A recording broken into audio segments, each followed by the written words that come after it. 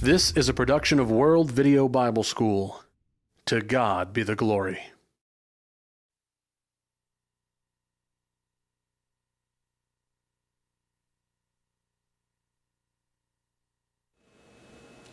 As we continue our study of the life and times of Marshall Keeble, we want to look at some various facets of his life in which he had a great interest. One of those was Christian education. And we're privileged to have with us today James Dennis.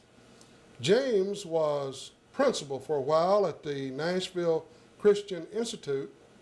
And I want James, if he doesn't mind, to introduce himself to us at this time and tell us something about yourself, James. I'm James Dennis, Sr. I'm 74 years old. I was principal of the Nashville Christian Institute from 1960 to 1962 and was acquainted with Brother Keeble for many years before I was principal.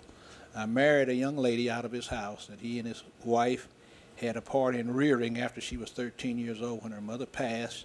She came to the school and lived in their home, and instead of going home every year like most of the girls who came as just dormitory type students, she stayed there. They wanted to adopt her, but her father would not allow it. And when she married, I stayed with them for a couple of months until I finally went to George Pepperdine College in Los Angeles, where I finished my undergraduate degree. I was baptized in 1946 in Göppingen, Germany, in a German swimming pool by Willie Brown Jr., who had been a student at Nashville Christian Institute, and I think that he may have been baptized by Brother Keeble some years before that. Okay, now as we think about the Institute, now Brother Keeble was very instrumental in establishing that, right? He was instrumental in keeping it going. It was established before he came there, but an A.C. Holt was the first principal, but he'd always had an interest in it. Okay. Now, he influenced men like Brother Burton to help Yes. finance the Yes, Institute. A.M. Burton, right. Yeah. Now, tell me the purpose of the Institute. Was it to train preachers or to just educate the black people, to give them a better opportunity in life? What was the main purpose? Or was it Christian education? Yeah, Christian education, and to work with young men who might become preachers, and something that most folks don't know. He raised girls. We were teaching girls to be preachers' wives. They did that too. Well, that's very important. You got to have a good preacher, Yes, preacher's wife if you're going. Yeah, I've heard him say that more than once. Yeah, yeah. You got to have a good preacher's wife if you're going to be a good preacher. Yeah. About how many attended the Institute when you were principal? We had about 120, Okay. and at times more, sometimes less. All right. Now, about what time was the school established? Do you recall? In the early 40s, around 1941 or 42. Okay. There had been some attempts at it because the Nashville Christian Institute was a kind of a continuation of a place that had started in Silver Point, Tennessee, because they're having some up there next month about Silver Point. They're looking back at education movement in Tennessee. And Nashville Christian Institute was started. Like I said, the first principal that I know of was an A.C. Holt. He's dead. But he was from Detroit, and he was associated with G.P. Bowser, if you ever heard of him. And after him, I think it was a Frankie and Tharp as principal. And then there was Otis Boatwright. I think he was principal for about 15 years, a good while. And then after him, it was me. And then after me, there were one other principal, I think. And he was there when the school closed a few years later. Okay. Now, the design of the school, number one was Christian education. Right. Produce gospel preachers Right. and preachers' wives. Right, that was, he said that. Okay, now, did many gospel preachers come out of that school? Oh, well, just a whole lot of gospel preachers came out of the school. Not only preachers, but we had some famous people in the country to come from the Nashville Christian Institute. We've had one guy who worked for Chase Manhattan Bank, and I know you've heard of Fred Gray, who was the lawyer for Martin Luther King and for the Civil Rights Movement in Alabama.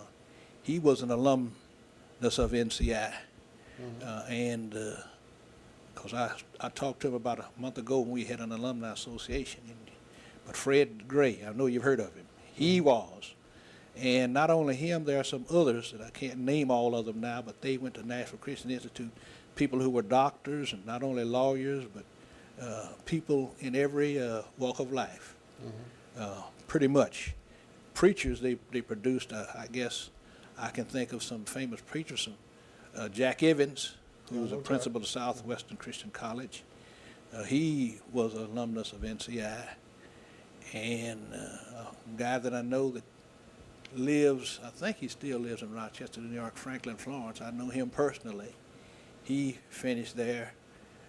Jack Wooten, who's sitting out there in the hall, who's going to come in here, he finished there. Andrew Corney. Oh, just a whole bunch of them I could name. I could talk on and on about preachers who came there. We just ran into a whole bunch of them. Well, that's great. At the Alumni Association. And we could talk a long time. Yeah. So let me ask you this. You know, we know about the Keeble boys. Right. Marshall would take these fellows and train them. Right. And so forth. He took some from the school as he would go and hold his evangelistic campaigns. Is that true? Yes. Okay, now, was this in between school years, or did he take them out? He took them during the school year. Took them during the school year. During the school year. How did they make their work up or keep up with their work? Sometimes they would do their work while they were gone. Sometimes they would catch up when they came back.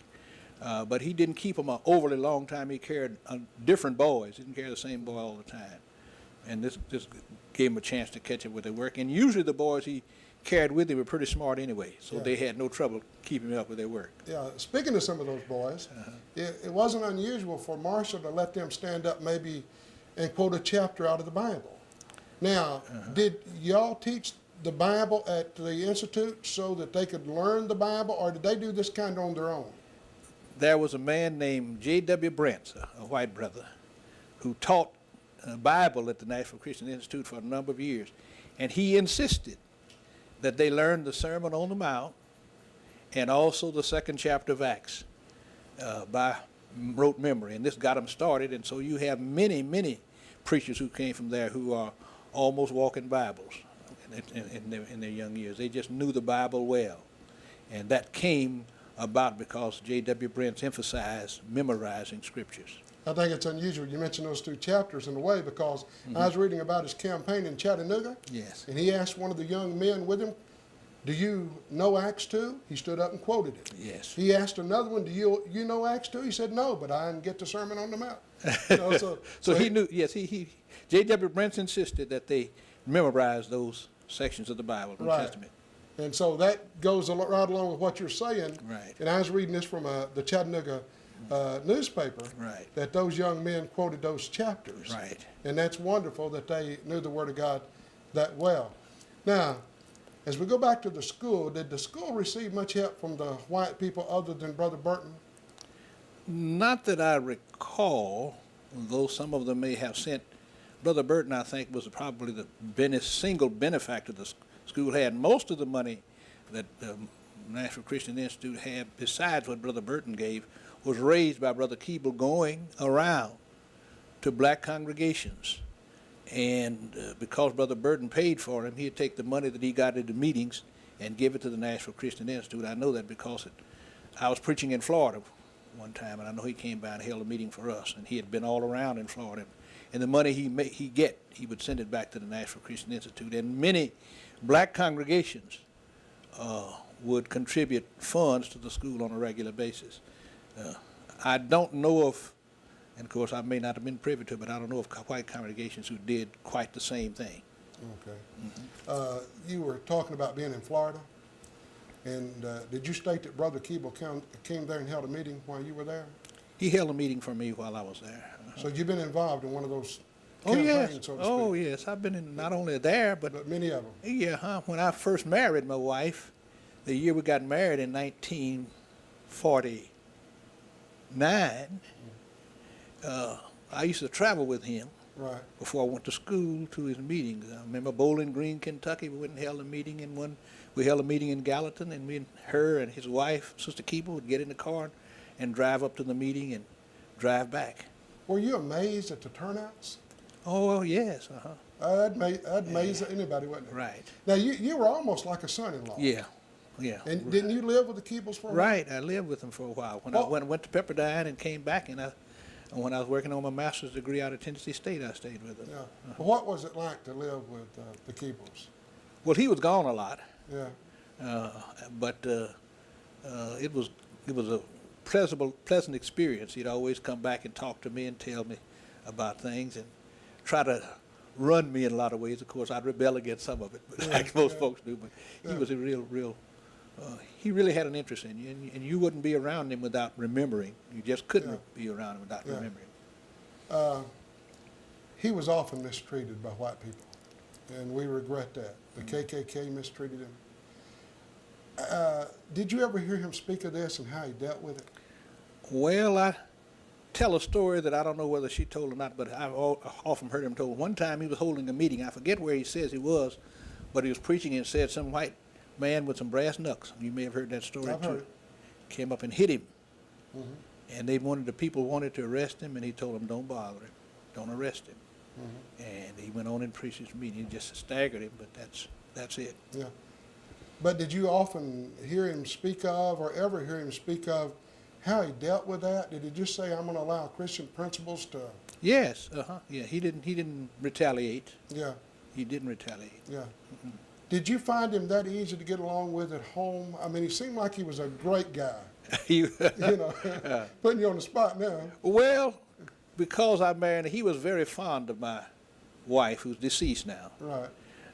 And he'd try to tell me things, but I've been a kind of person that's independent-minded myself, so I wouldn't do everything he said. But we got along other than that. He'd have a lot of camaraderie, and I'd kid with him sometime, and he'd laugh. But he was easy to get along with. I didn't have any real trouble with him. No. Yeah. Did you ever see him go around at home memorizing verses, memorizing his sermons? It seemed like he had. No, there were a lot of sermons that he probably had preached over and over again because there were stories he told over and over again, like the brass knucks kind of thing. And about the story he'd often tell about, Brother Keeble was never a long-winded preacher. I know you've heard that. And he held a meeting one time and he said, "In my conclusion," and some lady sit back there and said, "Don't you conclude." So he said he preached about another 10 minutes, said, "In my conclusion." She said, "Don't you conclude." And about 10 more minutes, he said, "In my conclusion." She said, "Don't you conclude." He said, "Lady, I got to conclude." Yeah. You may have heard him tell that. Yeah. I noticed coming up here, I was listening to some of his sermons, and one of the things I noticed was how short they were. Yeah. Now, some brethren would like that. Yeah. But others would be like that lady. Yeah. Don't you conclude. Don't you conclude. You keep on preaching. What do you think his appeal was to the people? Why did people go hear Marshall Keeble? Brother Keeble had a charisma to begin with, and I guess it was a God-given charisma. And he also had a way of understanding people. He was a psychologist in the pulpit. He almost knew what you were thinking. That's what made him as successful as he was, I think, is that he understood what people were thinking in their mind, and that got at him. And then folks just liked Brother Keeble the way he did. I guess that's his charisma again. And so that was his success, because I've sat in lectureships where they had everybody on program and guys come up and make real prepared speeches and everything. And Brother Keeble get up and say a few words and hit a good note in preaching, and everybody just be carried away. Yeah. But he had that ability, and that's what that carried him. I've seen him do that. Yeah. Were you ever at any of the campaigns when somebody in the audience would stand up and challenge Brother Keeble? No, nothing I can remember. He had that done some. I've seen him be challenged sometimes by brethren on the race question, some black folks who didn't think he pushed it as the way he should. But I don't know whether that was public or not. I heard him talk privately. But let's talk about that for a minute. Some black people were upset with Marshall Keeble. Yeah. Because they felt like, quote, he was an Uncle Tom. He was not. He was not. How did he answer his critics, black critics? Well, for one thing, sometimes he didn't say very much, but he did what he did for the sake of trying to get done what he did get done, if you understand what I mean. Right. Yeah, and that was it. I've heard him say, and you may have heard this story too, because when he was young, Booker T. Washington was a person that impressed him quite a bit. Yes. And he said he decided he wanted that kind of influence of black and white that Booker T. Washington did, and so he cultivated those skills that he so had to help him do that. See, Brother Keeble, though he said Brother Keeble had gone and sat in hotels with white folk back when segregation was such that the black folks only went in the back door. He'd go in the front door and sit down with them. That situation happened more than once. Oh, yeah. Right in Nashville. Mm-hmm. Yeah, he seemed to have that kind of personage about him, and people respected him so much that he could walk in the front door. Yeah. And what he was trying to do in a loving way was fix it where every black person everybody could do it. Could walk in the front door. Right. And he always conducted himself in such a way that people couldn't find any fault with him. This is part of his charisma. This is why he had the influence that he had. Yeah. And though people always talk about 40,000 people that he baptized, I suspect that it was 3 or 4 times that many who were baptized because of his influence. Right. Right. Yeah. And maybe more. One preacher, after a campaign he had, baptized, say, 150 people. Yeah. He said, I got those that Brother Keeble wounded. Right. In other words, he touched their hearts with the gospel of Christ, and after Brother Keeble was gone, he went ahead and converted them. Right. And you're right. There's no telling how many people that were baptized because of him. Okay. You were very close to Brother Keeble because you married, in essence, his daughter, in a sense. Right, in a sense, yeah. What do you understand to be his greatest achievement? If you looked at his life, and Brother Keeble should back up and look at his own life and say, here is the one thing I am most proud of, what would it be? Well, I think one thing that I don't know what was the most proud thing he was proud of, because I didn't get associated with him until he was past 60. But in any case, he went to Africa. Right. Up Keeble, I think was the name of it. And he talked about that for the rest of the time that I remember him. He was very proud of having gone over to Africa and had that influence. He also was important in he felt it was important to talk to a guy that was a missionary. Well, not a missionary, but one of the first men converted to the truth in South Korea. He was familiar with him. I can't remember his name, but he was proud of those 2 instances. Yeah. And he was quite proud of what he had done in Florida. In Florida, he had gone down to the church among black folks, was not in Florida until Brother Keeble went there. Right. One year he went there and baptized 99, I think, in Tampa. Next year he went baptized 95 in St. Petersburg, and then he went to Bradenton and baptized nearly 300 people, 280 some. Oh, he did a great work. Great work, yeah, great work in Florida, and then all around there, and so I guess as a thing that's most proud of would be maybe those meetings and those trips in Africa.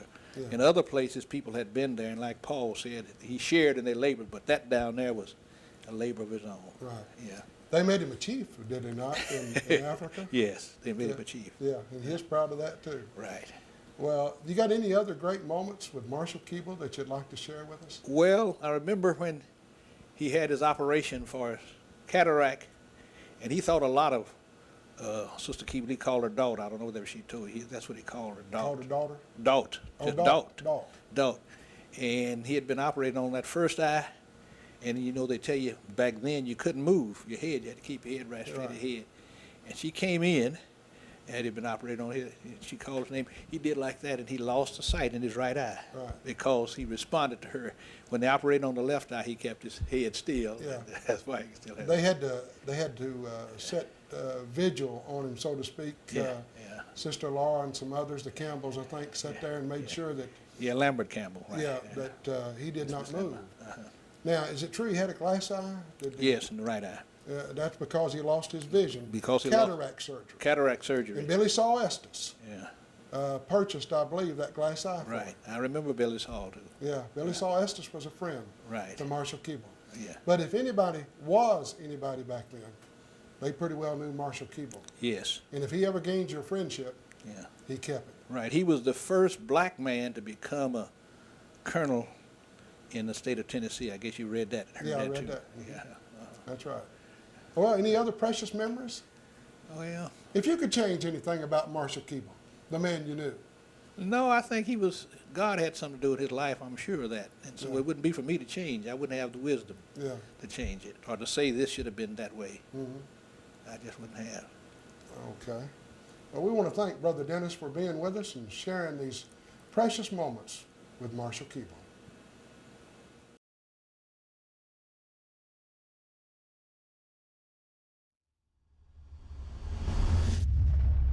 This is a production of World Video Bible School. To God be the glory.